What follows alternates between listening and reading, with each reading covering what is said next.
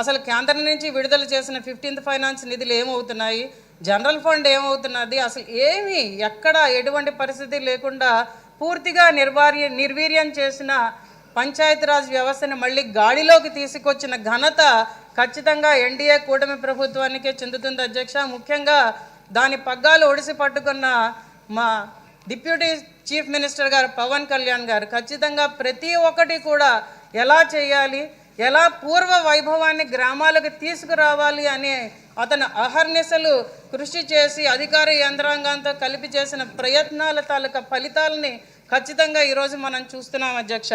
ఎక్కడ పేపర్లో చూసినా సంక్రాంతి సమయంలో అభివృద్ధి పనులతో గ్రామాలకు సంక్రాంతి కళ, ఇది అన్ని పేపర్లలో కూడా మనం చూసాం. ప్రజలు కూడా చాలా చాలా సంతోషించారు అధ్యక్ష. ఎందుకంటే బురదతో గుంతలతో నిండిపోయిన రోడ్లు ఇవాళ పూర్వ వైభవాన్ని మళ్ళీ సంతరించుకొని ప్రతి చోట కూడా మనకి రోడ్ల నిర్మాణం ఖచ్చితంగా జరుగుతున్నది అధ్యక్ష.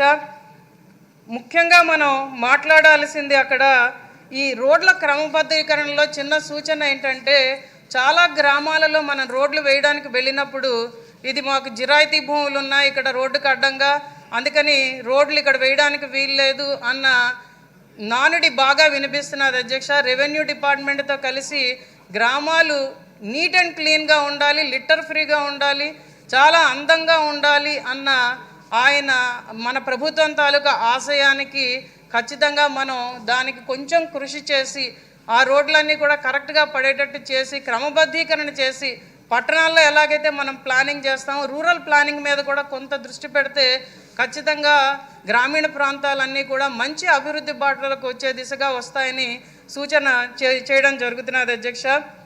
అలాగే ఇంకొక ముఖ్యమైన విషయం జల్ జీవన్ మిషన్.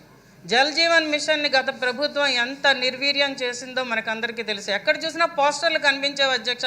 మేము ఎలక్షన్ క్యాంపెయిన్కి వెళ్ళినప్పుడు జల్ జీవన్ మిషన్, ప్రతి ఇంటికి కుళాయిలో రక్షిత మంచినీరు, ఇది కేంద్ర పథకము, దీన్ని ప్రతి ఒక్కళ్ళు ఉపయోగించుకోవాలని చెప్పి. కానీ గత ప్రభుత్వం దాని మీద ఒక్క మాట కూడా మాట్లాడేది కాదు అధ్యక్ష. గ్రామాల్లో ప్రజలు ఏమైనా అడిగితే ఖచ్చితంగా బటన్ నొక్కుతున్నాం కదా అనేవారే తప్పించి గ్రామాల్లో అభివృద్ధికి ఏ రోజు కూడా పెద్దపీట వేసిన దాఖలాలు అసలు గత ప్రభుత్వంలో మనకు కనిపించలేదు అధ్యక్ష. ఈ జల్ జీవన్ మిషన్ కోసం ప్రత్యేకంగా పర్మిషన్ తీసుకొని 2028 దాకా దీనికి పర్మిషన్ తీసుకొని 2028 కల్లా ప్రతి ఇంటికి కుళాయిలో రక్షిత మంచినీరు వచ్చే విధంగా చేస్తామని ఒక గోల్ సెట్ చేసుకొని ఈరోజు పంచాయతీరాజ్ డిపార్ట్మెంట్ వర్క్ చేయడం చాలా సంతోషదాయకంగా ఉంది అధ్యక్ష. దానికి గాను ఈ బడ్జెట్లో 2800 కోట్లు నిధులు కేటాయించడం నిజంగా చాలా హర్షం వ్యక్తం చేస్తున్నాం అధ్యక్ష. ఎందుకంటే ఖచ్చితంగా ప్రతి నియోజకవర్గం ఇక్కడ ఏ ప్రజాప్రతినిధిని అడిగినా కూడా ఈరోజు వాళ్ళు మాట్లాడేది తాగునీరు సమస్య. ముఖ్యంగా తీర ప్రాంత నియోజకవర్గాల్లో ఇది చాలా ఎక్కువగా ఉంది అధ్యక్ష. దాని మీద ప్రత్యేక దృష్టి పెట్టమని నేను తీర ప్రాంత గ్రామాల్లోని తీర ప్రాంత నియోజకవర్గాల్లో, ఎందుకంటే ఇందాకలు కూడా సహశాసనసభ్యురాలు బ్రాకిష్ వాటర్స్ గురించి చెప్పారు అధ్యక్ష. ఎందుకంటే సాల్ట్ వాటర్ వెనక్కి వచ్చేస్తున్నది, మంచినీళ్ళలో కలిసిపోతున్నది, మాకు కూడా అలాంటి పరిస్థితే ఉన్నది. దానివల్ల తీర ప్రాంతాల్లో ఎక్కడ బోర్లు కొట్టినా కూడా ఉప్పు నీళ్ళే వస్తాయి అధ్యక్ష. దానికి తోడు కలుషితం, ఇవన్నీ కలగలుపుకొని దానికి మనం ఖచ్చితంగా ఒక ప్రణాళికాబద్ధంగా ముందుకు వెళ్ళాలన్న ఉద్దేశంతో ఈరోజు మన ప్రభుత్వం చేస్తున్న ప్రతి కార్యక్రమాన్ని నిజంగా చాలా హర్షించాల్సిన విషయం అధ్యక్ష. ఎందుకంటే మొట్టమొదటిసారిగా అధికారంలోకి రాగానే పవన్ కళ్యాణ్ గారు ఒకే విషయం చెప్పారు, ఇన్పుట్ సోర్స్ లేకుండా ఎక్కడా కూడా జల్ జీవన్ మిషన్ పనులు జరగకూడదు. ఎందుకంటే గత ప్రభుత్వం ఏం చేసిందంటే ఎలక్షన్ల ముందర సీసీ రోడ్లు తవ్వేసి పైప్ లైన్లు గబగబా వేసేసి వాటిని కప్పకుండా కూడా వదిలేసి ప్రజలకు చాలా ఇబ్బందులు క్రియేట్ చేశారు.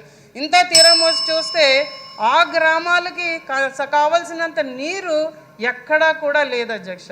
దాన్ని దృష్టిలో ఉంచుకొని 36 జలాశయాలతో జల్ జీవన్ మిషన్ అని చెప్పి ప్రతి చోట కూడా ఏ పథకాలు ఉన్నాయి, వాటిని మనం ఏ సోర్సెస్ని మనం ట్యాప్ చేయొచ్చు, వాటి ద్వారా మనం నీటి సరఫరా ఎలా చేయొచ్చు అన్న దాని మీద ప్రత్యేక దృష్టి పెట్టినందుకు ఖచ్చితంగా ఈ ప్రభుత్వాన్ని మనం హర్షించవలసిన ఆవశ్యకత ఉంది అధ్యక్ష. కాకపోతే ఈ జల్ జీవన్ మిషన్ మీద ఇంకొంత ప్రణాళికాబద్ధంగా వెళ్ళి ప్రతి కార్నర్కి టైల్ ఎండ్ దాకా వాటర్ సప్లై అయ్యేటట్టుగా ప్రతి గ్రామాల్లో ప్రతి ఇంటికి అయ్యేటట్టుగా కృషి చేస్తారని ప్రభుత్వాన్ని ఇంకొకసారి నేను రిక్వెస్ట్ చేస్తున్నాను అధ్యక్ష. ఇంకా మనం ముఖ్యంగా మాట్లాడాల్సింది ఈ రూరల్ డెవలప్మెంట్లో మన్రేగా మీద సరి అయిన పని దినాలు ప్రజలకు ఇవ్వకుండా వాళ్ళని దుఃఖపెడుతూ ఖచ్చితంగా ఉపాధి పనుల్లో పందికొక్కులు అనే తీరుగా ఇది పేపర్లు అన్నిట్లో వచ్చింది అధ్యక్ష. ఉపాధి పనుల్లో పందికొక్కులు ఖచ్చితంగా సోషల్ ఆడిట్స్ని కూడా మ్యానిపులేట్ చేస్తూ గత ప్రభుత్వం కొన్ని వేల కోట్ల రూపాయలని ఈ ఉపాధి హామీ పనుల ద్వారా వచ్చిన దాన్ని పక్కతో పట్టించే అధ్యక్ష. మళ్ళీ దాన్ని గాడిలో పెడుతూ ఈరోజు ఖచ్చితంగా మనం దాన్ని ముందుకు తీసుకెళ్ళడం జరుగుతున్నది అధ్యక్ష. కానీ నేను కోరుకునేది ఏంటంటే అధ్యక్ష, మీరు టైం ఇవ్వాలి అధ్యక్ష, ఎందుకంటే చాలా ఇంపార్టెంట్ అగ్రికల్చర్ కూడా మాట్లాడాలి అధ్యక్ష. అలా కాదు మేడం, ఇదే ఇంపార్టెంట్ ఇష్యూ మీద చాలా మంది మాట్లాడాలి, మళ్ళీ మినిస్టర్ గారు సమాధానం చెప్పాలి. మీరు ఒక్కరే చాలా ఇంపార్టెంట్ మాట్లాడతాను అధ్యక్ష. అందరూ ఇంపార్టెంట్ మాట్లాడతారమ్మా, కొంచెం తగ్గించండి. అన్ని మీ కొంచెం సోషల్ ఆడిట్ మీద దృష్టి పెడుతూ అలాగే ఉపాధి పనులు కూడా చాలా గ్రామాలలో అండర్ కన్సిడరింగ్ కేటగిరీస్లో మనం ఇవ్వలేకపోతున్నాం అధ్యక్ష. దాని మీద కొంచెం దృష్టి పెడితే, ఎందుకంటే దూరంగా ఆటోల్లో వెళ్ళి పనులు చేసే పరిస్థితి లేదు. ఎందుకంటే ఆ వచ్చే 300 రూపాయలలో మళ్ళీ ఆటో డబ్బులు కూడా వెళ్తే పేద ప్రజలు ఖచ్చితంగా విజయనగరం జిల్లా హైయెస్ట్ అధ్యక్ష ఇండియాలో మన్రేగా పనులకి. కాబట్టి పేద ప్రజలు అలా చేయలేరు. కాబట్టి ఖచ్చితంగా దాని మీద దృష్టి పెట్టి అసలు ఏ కేటగిరీ పనుల్లో మనం చేయగలం. ఎందుకంటే హార్టికల్చర్లో మనం దాన్ని ఇంకా విస్తృతంగా ముందుకు తీసుకెళ్లే దిశగా మొక్కలు పాతడమే కాకుండా పూల తోటలు, పండ్ల తోటలు, అలాగే కాయగూర తోటల్లో కూడా ఇందాళ ఎవరో వ్యవసాయాన్ని కూడా అనుసంధానం చేయమని అడిగారు. ఈ మూడిట్లో కూడా కొంచెం ఈ వ్యవసాయ కూలీలను పెడితే బాగుంటుంది అధ్యక్ష. ఎందుకంటే ఉన్నతి పథకం కింద కూడా మనం ప్రత్యేక నిధులు కేటాయించుకొని స్కిల్ డెవలప్మెంట్ చేద్దామని చూస్తున్నాం అధ్యక్ష ఈ మన్రేగా వర్కర్స్ని. కాబట్టి వీటి మీద కూడా కొంచెం దృష్టి పెట్టమని ఈరోజు ప్రభుత్వాన్ని కోరడం జరుగుతున్నది అధ్యక్ష. ఇంకొక ముఖ్యమైనది ఏంటంటే డ్వాక్రా ఉమెన్ని దృష్టిలో ఉంచుకొని సుమారు 100 కోట్లు వాళ్ళకి నిధులు కేటాయించి వాళ్ళను కూడా పారిశ్రామికవేత్తలుగా తీర్చే దిశగా ప్రభుత్వం చేస్తున్న కృషిని నిజంగా హర్షిస్తున్నాను అధ్యక్ష.